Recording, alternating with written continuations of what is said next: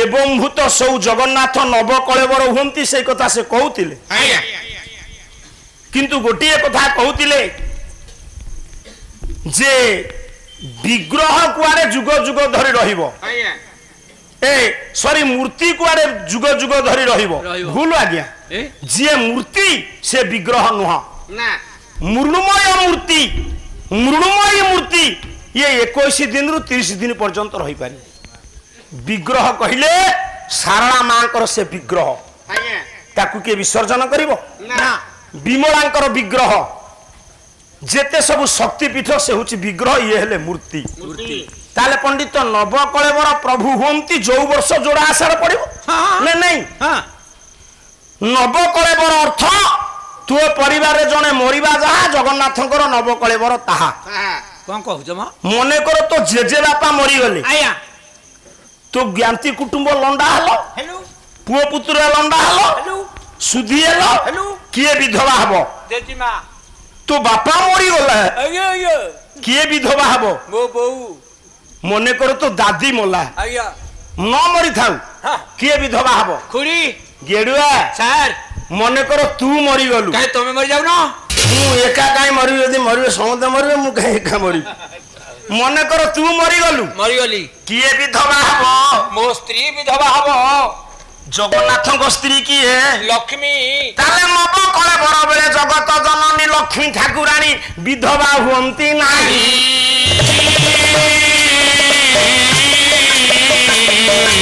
ହିନ୍ଦୁ ଧର୍ମ ପରା ପୁରୁଷ ମରିଲେ ସବୁବେଳେ କାରଣ ବୁଝ।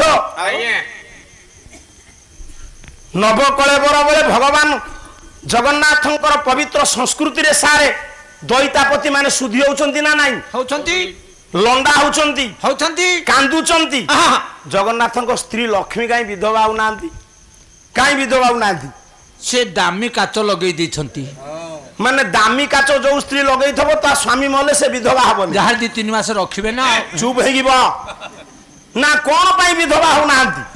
ଭତ୍ତା ଭତ୍ତା ଭତ୍ତା ତାଙ୍କର ଅଭାବ ନାହିଁ, ଜଗନ୍ନାଥଙ୍କର ଅଭାବ ନାହିଁ, ତେଣୁକରି ଲକ୍ଷ୍ମୀ ବିଧବା ହଉନାହାନ୍ତି। କାହିଁ ଭତ୍ତା ଦରକାର ନାହିଁ? ଚୁପ ହେଇବ। ଭତ୍ତା କଣ 100 ବର୍ଷ ତଳେ ଥିଲା? ନାଇଁ। ଜଗନ୍ନାଥଙ୍କର ନବକଳେବର ବେଳେ ଦଇତାପତି ମାନେ ଶୁଦ୍ଧି ହେଲେ ଆମ ହିନ୍ଦୁଙ୍କ ନିୟମରେ ଆଜ୍ଞା ଜଗନ୍ନାଥ ସଂସ୍କୃତି ଆଜ୍ଞା ସେ ସମସ୍ତଙ୍କର ଠାକୁର, ସର୍ବଧର୍ମ ସମନ୍ୱୟର ପ୍ରତୀକ ହେଲେ ତୁମ ସ୍ତ୍ରୀ ଲକ୍ଷ୍ମୀ କାହିଁକି ବିଧବା ହେଲେନି? ଏମିତି 5ଟି ପ୍ରଶ୍ନ ସାରେ ବାଢିଦବା, ତାପରେ ତାରି ଉତ୍ତର ଦଉ ଦଉ ସାରି ଭିତରେ ସରିବ। ଆଜି ଆପଣଙ୍କୁ ଜଣା ପଡିଯିବ ଏଇ ପ୍ରଶ୍ନ ଉତ୍ତର ଭିତରେ ସତ୍ୟନାରାୟଣ କିଏ?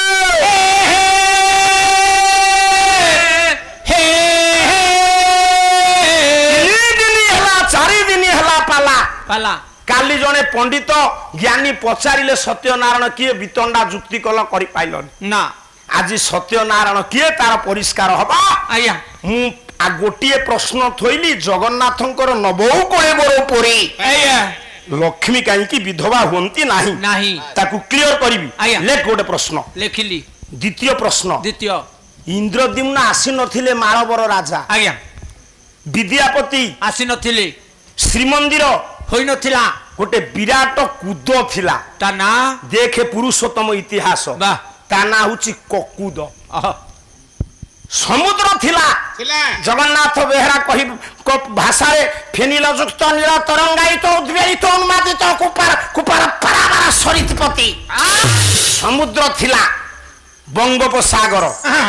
ଜଗନ୍ନାଥ ମନ୍ଦିର ତିଆରି ହେଇନଥିଲେ, ଆସି ନଥିଲେ ଇନ୍ଦ୍ରଦ୍ୟୁମ୍ନ ଉତ୍କଳକୁ, କିନ୍ତୁ ଥିଲା ଗୋଟିଏ କଥା। ସାର୍ କୋଉ କଥା? ପବିତ୍ର କଳ୍ପବଟ। କଳ୍ପବଟ ବହୁ ଦିନର ପୁରୁଣା ଆଜ୍ଞା। ସେ କଳ୍ପବଟ ଜଗନ୍ନାଥଙ୍କ ମନ୍ଦିର ତିଆରି ହବା ପୂର୍ବରୁ ଥିଲେ। ଦିନ ଆସିବ ଜଗନ୍ନାଥ ମନ୍ଦିର ପ୍ରଳୟ ଜଳରେ ବୁଡ଼ିବ। ପ୍ରମାଣ ଅଛି? ଅଚ୍ୟୁତାନନ୍ଦ ମହାପୁରୁଷ ଲେଖିଲେ। ଆଇଲ ମାରିକା ଦେଖିବା। ଖୁଦୁରୁକୁଣୀ ସର ନୁହଁ ନା, କହିଲା ଇଏ 22 ପାହାଚ 22 ପାହାଚ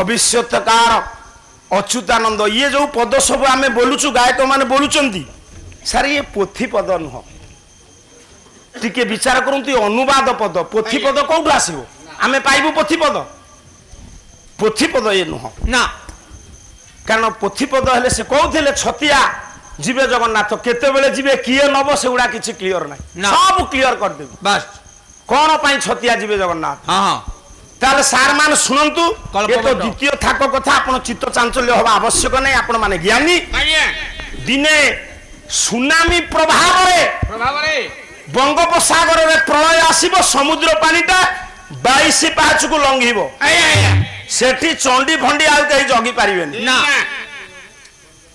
22 ପାହାଚେ ମୀନ ଖେଳୁଥିବେ ସିଂହାସନରେ ବରୁଣ ଜୁଆଇଁ ଆସନରେ ଟିକେ ଜୁଆଇଁ ବସି ପଡେ ଶ୍ୱଶୁର ବସି ପଡିବେ କାରଣ ଜଗନ୍ନାଥଙ୍କର ଶ୍ୱଶୁର ହଉଛନ୍ତି ବରୁଣ ହଁ ମକ୍କା ମଦିନାରେ ହଁ ଘୋର ଯୁଦ୍ଧ ହବ ମରିବେ ମୁସଲମାନ ମକ୍କା ମଦିନା କିଏ ଆରବ କଣ୍ଟ୍ରି ହଁ ଆପଣ ମାନେ ବିଚାର କରନ୍ତୁ ସତ୍ୟନାରାୟଣ ପାଲା ହଉଛି ସେଠି ମୁକାମ ଥୁଆ ହଉଛି 5ଟା 3ଟେ ଲେଖେ କଦଳୀ ତା ନା ମୁକାମ କାହିଁକି କହିଲ ତା ନା କାହିଁକି ମୁକାମ କହ ଯଦି 4 ଜଣ ଦେବୀ 4 ଜଣ ଦେବତା ଜଣେ ଦେବୀ କାହିଁକି ସାରୁକୁ ଗଲେ ମାର୍ଗ ହେଇଯିବ ଭିନ୍ନ ମକ୍କା ମଦିନା ସହରରେ ଗୋଟିଏ ଶିବ ମନ୍ଦିର ଅଛି ସେଇ ଶିବ ମନ୍ଦିରରେ ମୁସଲମାନ ମାନେ ଯେତେବେଳେ ରକ୍ତ ଢାଳିବେ ଚାଲିବ ସେଇଠୁ ହିନ୍ଦୁ ମୁସଲମାନଙ୍କର ସଂଘର୍ଷ କିନ୍ତୁ ଏ ହିନ୍ଦୁ ବୁଝୁ ନାହିଁ ମୁସଲମାନ ବୁଝୁ ନାହିଁ ତୁମେ ହଉଛ ଗୋଟିଏ ଅଂଶରୁ ସୃଷ୍ଟି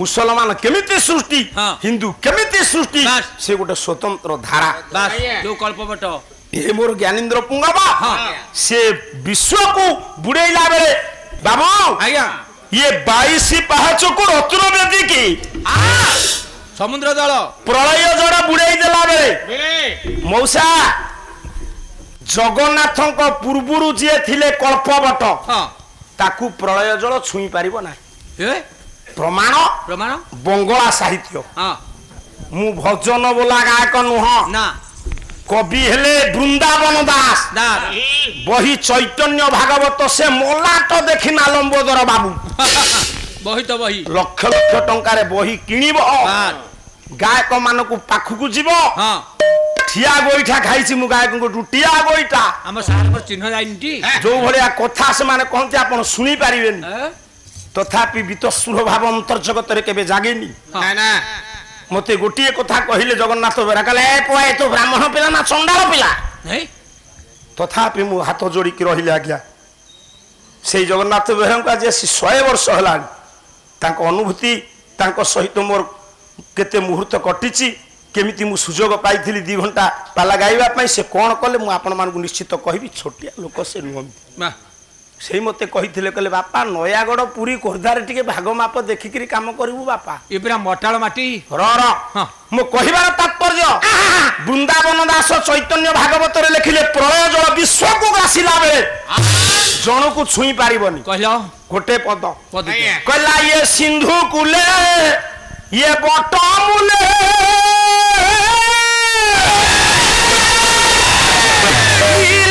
ଚଲ ଇଏ ଧାମରେ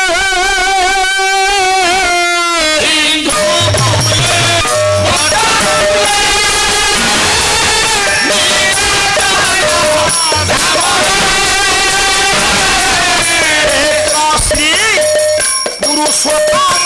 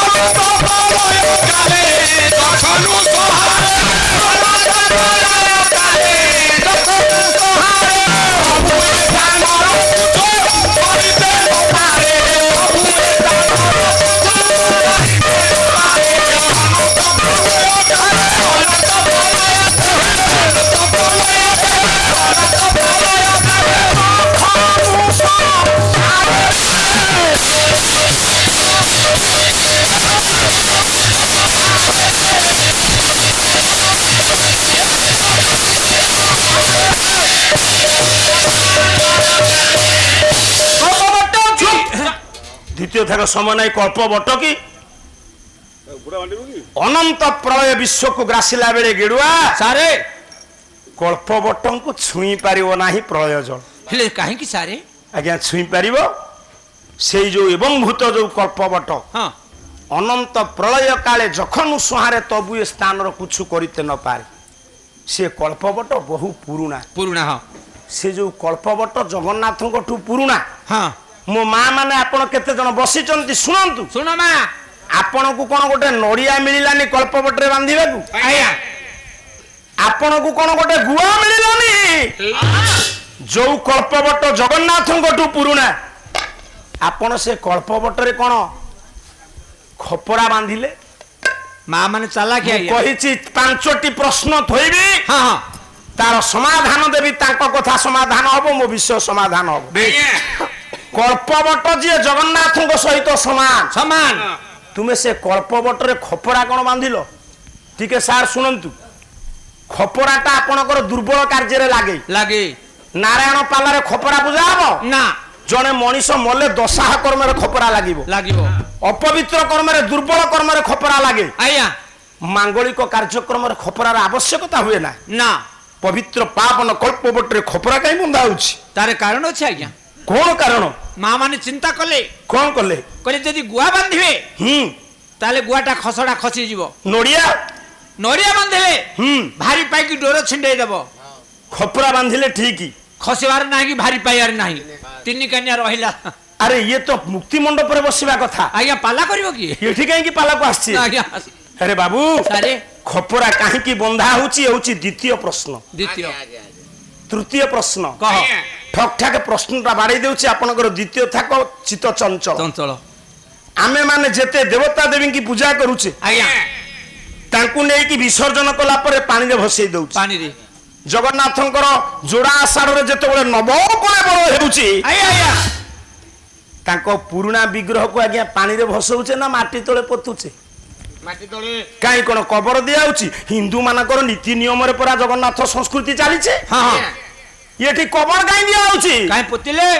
ଜଗନ୍ନାଥଙ୍କର ପୁରୁଣା ବିଗ୍ରହକୁ ପାଣିରେ ଭସେଇ ଦଉନାହାନ୍ତି। ହଁ ପ୍ରଥମେ ତ ଦାରୁ ଲାଗିଥିଲା ବାଙ୍କି ମୁହାଣରେ ସେ ପାଣିରେ। ପାଣିରେ ଜଗନ୍ନାଥଙ୍କର ବିଗ୍ରହ ହଁ ରୁ ବ୍ରହ୍ମ ପରିବର୍ତ୍ତନ ହେଇ ନୂତନ ବିଗ୍ରହରେ ସଂସ୍ଥାପନ ହେଲା ପରେ ଆଜ୍ଞା ତୁମେ ତାକୁ ନେଇକି ପାଣିରେ ଭସେଇ ଦବ।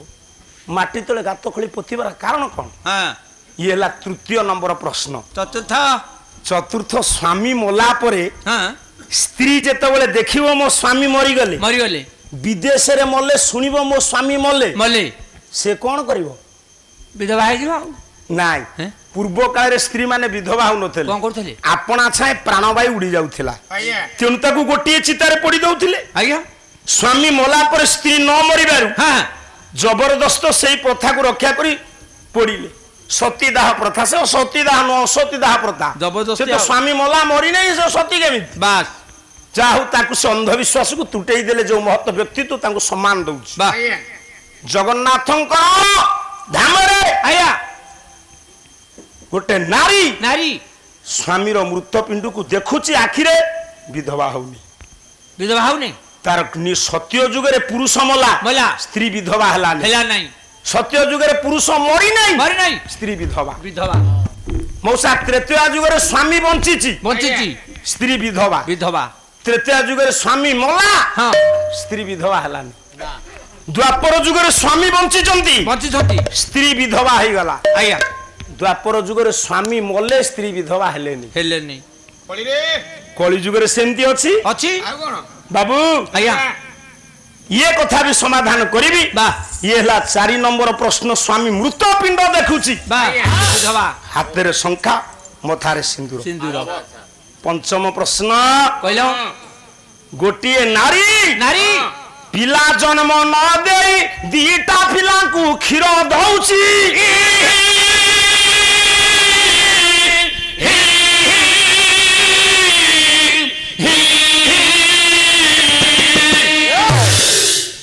ଜଗନ୍ନାଥ ଧାମରେ ଅଛି ହଁ ଅନ୍ୟ ତତ୍ଵରେ ଅଛି। ଅଛି ବିଶେଷ ଘୋଷଣା ଗାୟକ ପ୍ରବୀର ସନାତନ ଦାସଙ୍କର ପାଲା ପରିବେଶନରେ ମୁଗ୍ଧ ହୋଇ ତେନ୍ତୁଳିଆପଲ୍ଲୀ ନିବାସୀ ବିଷ୍ଣୁ ଜେନା 101 ଟଙ୍କା ପ୍ରଦାନ କରିଛନ୍ତି।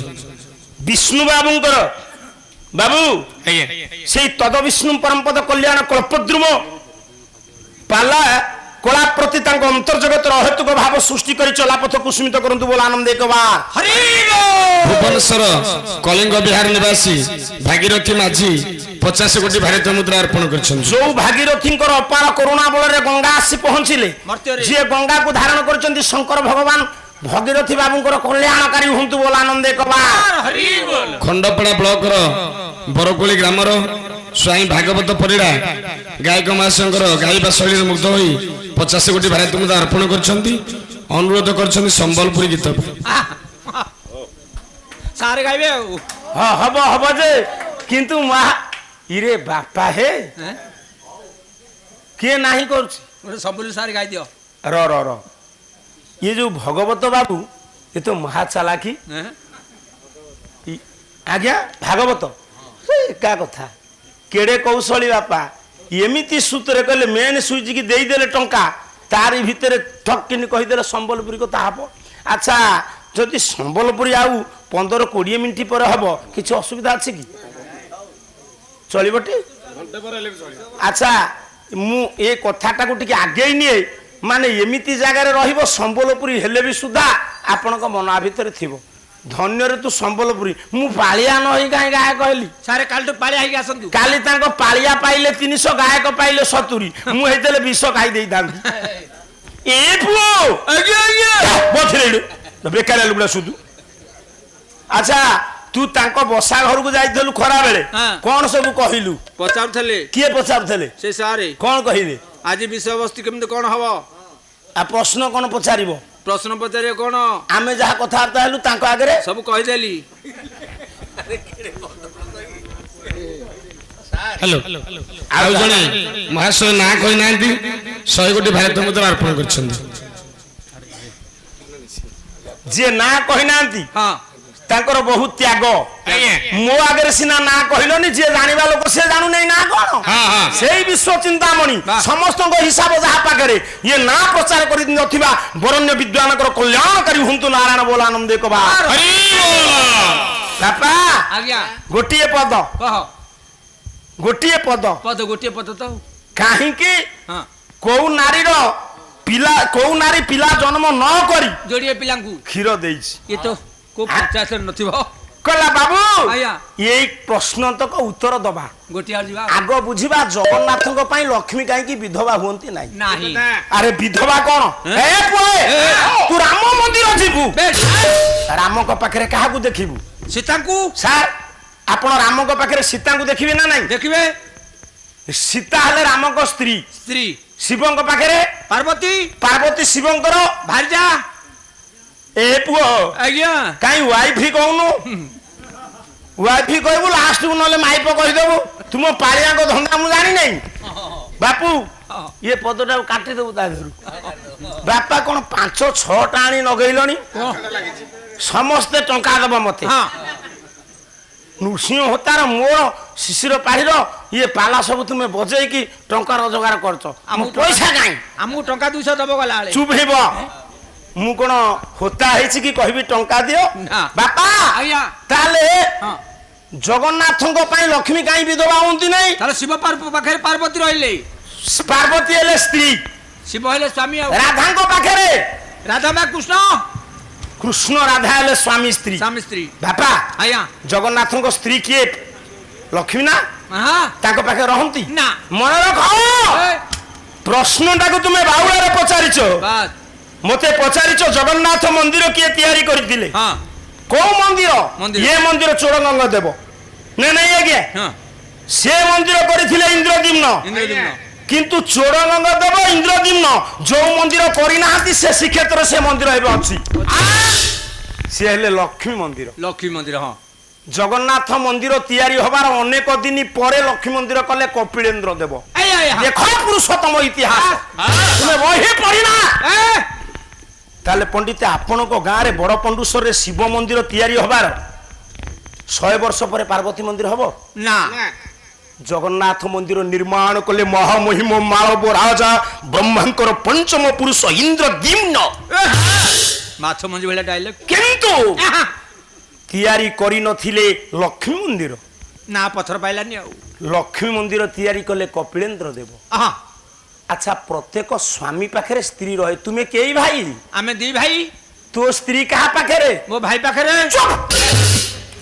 ମୂର୍ଖ ଭଳି କଥାବାର୍ତ୍ତା କରୁଛି। ଜଗନ୍ନାଥଙ୍କ ପାଖରେ ତାଙ୍କ ସ୍ତ୍ରୀ ନାହାନ୍ତି। ନା ଆଚ୍ଛା ଗେଡୁଆ, ସାରେ ସ୍ୱାମୀ ପାଇଁ ସ୍ତ୍ରୀର ଯାହା କର୍ତ୍ତବ୍ୟ ଜଗନ୍ନାଥଙ୍କ ପାଇଁ କେବେ କରନ୍ତିନି ଲକ୍ଷ୍ମୀ। ଏମିତି କର୍ତ୍ତବ୍ୟ ସବୁ ଜଗନ୍ନାଥଙ୍କ ପାଇଁ ବିଧବା ହେଲେ ନାଇଁ, ତାଙ୍କ ପାଖରେ ରହିଲେନି। ଗୋଟିଏ କର୍ତ୍ତବ୍ୟ ପ୍ରତ୍ୟେକ ନାରୀର ସ୍ୱାମୀଙ୍କ ପାଇଁ। ସାରେ କହିଲା କହିଲେ ସ୍ୱାମୀ କଉଚିଷ୍ଟ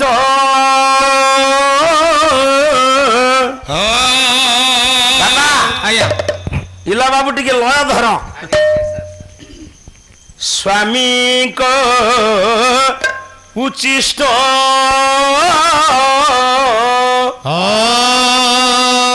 ମହାପ୍ରସାଦ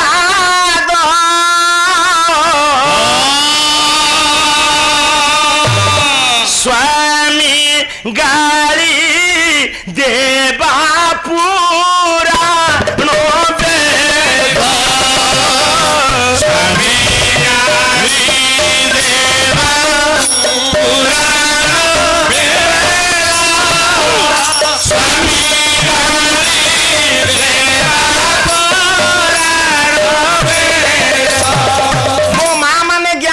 ସମସ୍ତେ ବିଚାର କରନ୍ତୁ। ସ୍ୱାମୀ ଛୋଟାଟିଏ ହଉ କି କେମ୍ପାଟିଏ ହଉ କୁଜାଟିଏ ହଉ, କେବେ ହେଲେ ସ୍ୱାମୀର ମନରେ ଆଘାତ ଦେଲା ଭଳି କଥାବାର୍ତ୍ତା କରିବେନି ନା। ସ୍ୱାମୀ କି କେବେ ଘୃଣା କରିବେନି ନା। ପ୍ରତ୍ୟେକ ନାରୀର ଇଷ୍ଟ ଦେବ ହେଲେ ସ୍ୱାମୀ। ସ୍ୱାମୀଙ୍କର ଖାଦ୍ୟର ଉଚ୍ଚିଷ୍ଟ ହଉଛି ସ୍ତ୍ରୀ ପାଇଁ ମହାପ୍ରସାଦ।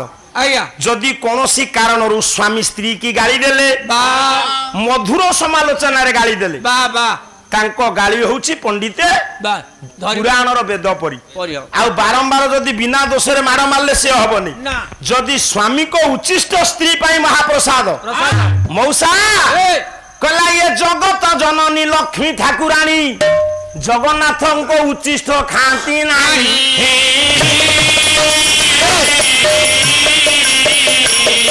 ଇଏ ଜଗତ ଜନନୀ ଲକ୍ଷ୍ମୀ ଠାକୁରାଣୀ ଉଚ୍ଚିଷ୍ଟ ଖାଆନ୍ତି ନାହିଁ।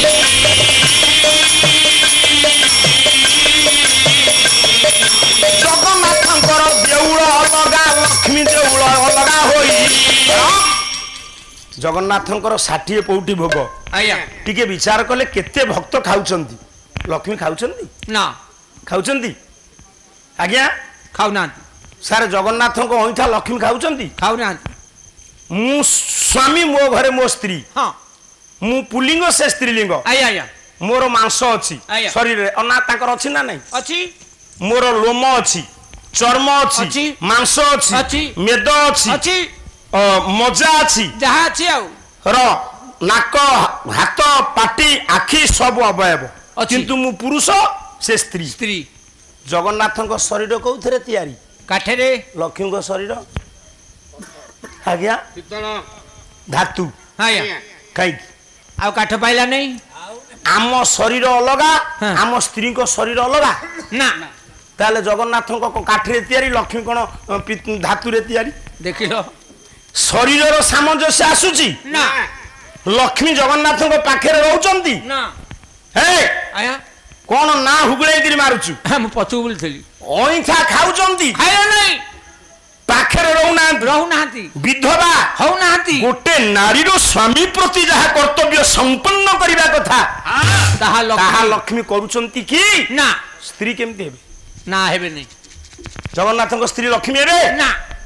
ମଉସା ମଉସା ଟିକେ ଅନ୍ୟ ମନସ୍କ କହୁଛନ୍ତି। ମୋ ଆଖି ଚାରିଆଡେ, ମୁଁ କଣ ତାଙ୍କ ଭଳିଆ ସେଇଠି ଠିଆ ହିଁ କରିବି କି? ନାଇଁ ନାଇଁ, ଆମ ସାରା ରୋଡ ଆଡେ ପଳେଇବେ। ଜଗନ୍ନାଥଙ୍କ ସ୍ତ୍ରୀ ଲକ୍ଷ୍ମୀ ହେବେ କି ନା? ତାହେଲେ ଜଗନ୍ନାଥଙ୍କ ସ୍ତ୍ରୀ କିଏ? ନା ଜଗନ୍ନାଥଙ୍କ ପାଇଁ ବିଧବା ହଉଥିବ ଯିଏ।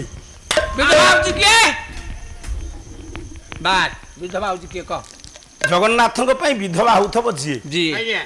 ତାହେଲେ ଜଗନ୍ନାଥଙ୍କ ପାଇଁ ବିଧବା ହୁଏ କିଏ? ମୁଁ ଗାୟକ ନୁହଁ, ତମେ କହ। ସାର୍ କହିଦେଲେଣି ଦେବଦାସୀ। ଦେବଦାସୀ ଜଗନ୍ନାଥଙ୍କର କୋଉ ସ୍ତ୍ରୀ?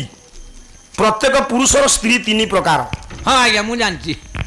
ଅବଶ୍ୟ ଆପଣ ସେଇପରି ପାଲା ଶୁଣୁଛନ୍ତି ବୋଲି କହିଲେ, ମୁଁ ସେଇଥିପାଇଁ ଆପଣଙ୍କୁ ପ୍ରଶ୍ନ ପଚାରୁନି। ନା, ନିଶ୍ଚିତ ଭିତରେ ଆପଣ ତା ଭିତରେ ଜାଣିଛନ୍ତି, ଆପଣ ଜ୍ଞାନୀ ଲୋକ। ଆଜ୍ଞା ହଁ ଦେଖୁନାହାନ୍ତି, ମୁଁ ତ ସେଥିପାଇଁ ଆପଣଙ୍କର ପ୍ରଶଂସା କରୁଛି ନା। তাহলে জগন্নাথ সংস্কৃতি যদি আপনার আখি পড়িথিব হ্যাঁ প্রত্যেক পুরুষর স্ত্রী কেতে প্রকার প্রত্যেক পুরুষর স্ত্রী হচ্ছে তিন প্রকার তিন প্রকার। কলিযুগ কথা কহুনি আজ্ঞা। কলিযুগরে বি হয়েছি হ্যাঁ হ্যাঁ জনে হেলে ধর্মপত্নী দ্বিতীয় ধর্মপত্নী কোণ না ব্রাহ্মণକୁ অগ্নি কি সাক্ষী রখি হ্যাঁ যাহাଙ୍କ সহিত তোর বিবাহ কর্ম সম্পন্ন ହେଲା সে হেলা ସେ ହେଲେ ଧର୍ମପତ୍ନୀ দ্বিতীয় ଭୋଗପତ୍ନୀ হ্যাঁ ମୁଁ ଜଣେ ରାଜା ମୋର ଟଙ୍କାର ଅଭାବ ନାହିଁ না ମୋର ଲାଳସା ଆସିଲା ଅନ୍ତର୍ଜଗତରେ କାମ ଲାଳସା লালস ମୁଁ ଭୋଗପତ୍ନୀ ରଖିବି বাহ ରଖିଥିଲେ ନା ନାହିଁ রখিଥିଲି ଭୋଗପତ୍ନୀ হ্যাঁ ତୃତୀୟରେ ସମର୍ପିତ ପତ୍ନୀ পত্নী ସମର୍ପିତ ପତ୍ନୀ କିଏ কি কইল କୃଷ୍ଣଙ୍କର ସେ ତ ଦେବଦାସୀ ହବ ଆଉ ମୁଁ ବଳେ ମାରି ମାରି ମାରି ମାରି ଯିବି ନାହିଁ ମୁଁ ଆରେ ମୂଳ ଗରି ମାରି ମାରି ଆପଣ ଠକିନି କାହିଁକି ମାରି ଦଉଛନ୍ତି ଯୋଉ କଥାର ମଜା ରହିବନି ଆଜ୍ଞା ଆଜ୍ଞା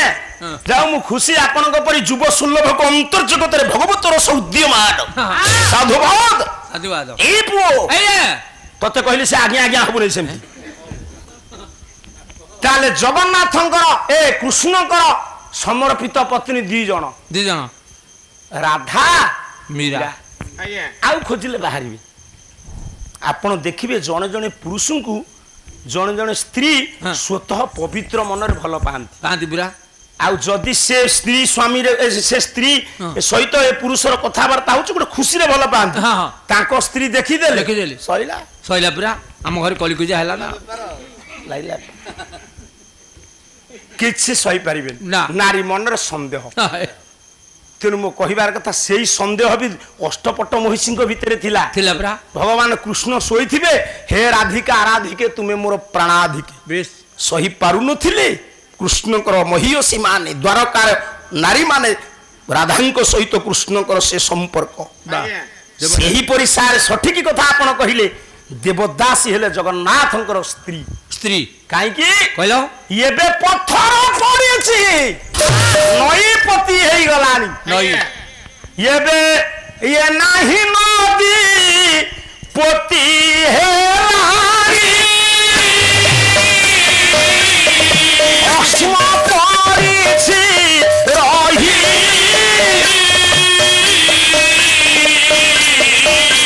ନାହିଁ ଦେବଦାସୀ ଜିଦ୍ଧ ରୂପ ହେବାର ପାଇ ସେ ନଈପତି ହେଇଗଲାଣି ମାଳିନୀ ନଦୀ ଜଗନ୍ନାଥଙ୍କ ଧାମରେ ନଦୀଟି ପ୍ରବାହିତ ହେଲା ବେଳେ 6ଟି ରଥ ହଉଥିଲା ଆଜ୍ଞା ଧୀରେ ଧୀରେ ଆଜ୍ଞା ମାଳିନୀ ନଦୀ ହଁ ସେ ମାଳିନୀ ନଦୀ ପୋତି ହେଲା ପରେ ସେ ଜଗନ୍ନାଥଙ୍କର ପୀଠରେ ଗୋଟିଏ ପଥର ପଡିଛି ସ୍ନାନ ମଣ୍ଡପ ନିକଟରେ ଆଜ୍ଞା ଗୋଟେ ନାରୀ ଯେତେବେଳେ ସ୍ୱାମୀ ମରିଯାଏ ସାରେ ବିଧବା ହୁଏ କୋଉଠି କୌଣସି ଜଳଘାଟର ପାଖରେ ନାହିଁ ଜଳ ଘାଟିରେ ବା ତାକୁ ବିଧବା କେମିତି କରାଯାଏ ହଁ, ତା କର- କାଚ କୋଉଥିରେ କିଏ ବାଡେଇବ ହଁ ଜାଗା ମନେକର ତୁ ମରିଗଲୁ ଆଜ୍ଞା ତୋ ସ୍ତ୍ରୀ କି କିଏ କୋଉଠିକି ନେଇକି ତା ହାତ କାଚ କୋଉଥିରେ ବାଡେଇବ କିଏ କାହିଁକି ନବ କଣ ଦରକାର ମୁଁ ମରିଗଲା ପରେ ଗୋଟା କଟୁରୀ ଧରି ପାହାରେ ବାଡେଇବ ନାଇଁ ସବୁର ନିୟମ ଅଛି ଆମ ମାନଙ୍କର ମନ ଏବେ ଭରୁ ଚଞ୍ଚଳ ଚଞ୍ଚଳ ପୁରା ଆମେ ପୁଅ ଚଞ୍ଚଳ ନାରୀ ମଲା ପରେ ସ୍ୱାମୀ କେମିତି ସ୍ୱାମୀ ମଲା ପରେ ସ୍ତ୍ରୀ କେମିତି ବିଧବା ହବ କେମିତି ପୁଅ ଆଜ୍ଞା। କହିଲା ବେଶ୍ମରୁ ସଙ୍ଗରେ ତା ପରା ଜନ ସହିତ ଯାଇ